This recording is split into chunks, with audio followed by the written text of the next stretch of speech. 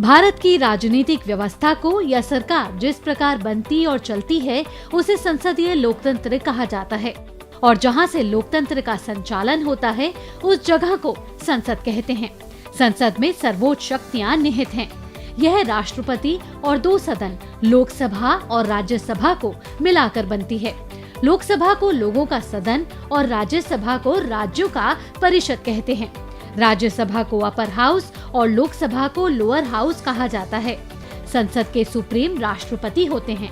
राष्ट्रपति के पास संसद के किसी भी सदन की बैठक बुलाने, सत्र की समाप्ति करने और लोकसभा भंग करने का अधिकार होता है। दोनों सदनों में पास हुए बिल राष्ट्रपति की अनुमति के बाद ही कानून का रूप ले पाते हैं। सबसे महत्वपूर्ण यह है कि जब संसद का सत्र नहीं चल रहा तब राष्ट्रपति अध्यादेश जारी कर सकते हैं।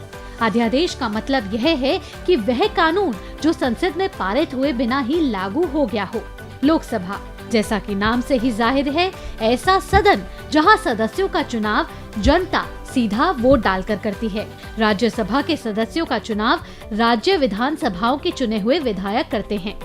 लोकसभा के अधिकतम 530 सदस्य सीधे राज्यों से चुनकर आते हैं। अधिकतम 20 सदस्य संघ राज्य क्षेत्रों का प्रतिनिधित्व करते हैं। इस प्रकार सदन की अधिकतम सदस्य संख्या 550 हो जाती है। राज्यसभा के प्रतिनिधियों की संख्या उस राज्य की जनसंख्या पर निर्भर करती है। राज्यसभा में 250 तक सदस्य हो सकते हैं। इनमें राष्ट्रपति 12 सदस्यों को मनोनीत करते हैं और बाकी 238 राज्यों और संघ राज्यों क्षेत्रों से चुने जाते हैं। लोकसभा के सदस्यों का कार्यकाल 5 साल का होता है। 5 साल के बाद लोकसभा खुद ही भंग हो जाती है। आपातकाल में सदन की कार्यवाही को बढ़ाया जा सकता है। यह एक बार में 1 साल से अधिक नहीं हो सकती। राज्यसभा के प्रत्येक सदस्य का कार्यकाल 6 साल का है। यह एक स्थायी सदन है जिसे कभी भंग नहीं किया जा सकता। हर 2 साल में 1/3 मेंबर रिटायर हो जाते हैं। लोकसभा के रिप्रेजेंटेटिव लोकसभा अध्यक्ष होते हैं। लोकसभा अध्यक्ष का चुनाव लोकसभा के सदस्य करते हैं। राज्यसभा के रिप्रेजेंटेटिव उपराष्ट्रपति होते हैं, जिन्हें लोकसभा और राज्यसभा के सदस्य चुनते हैं। संसद के दोनों सदनों को छोड़कर सभी मामलों में समान अधिकार मिले हुए हैं।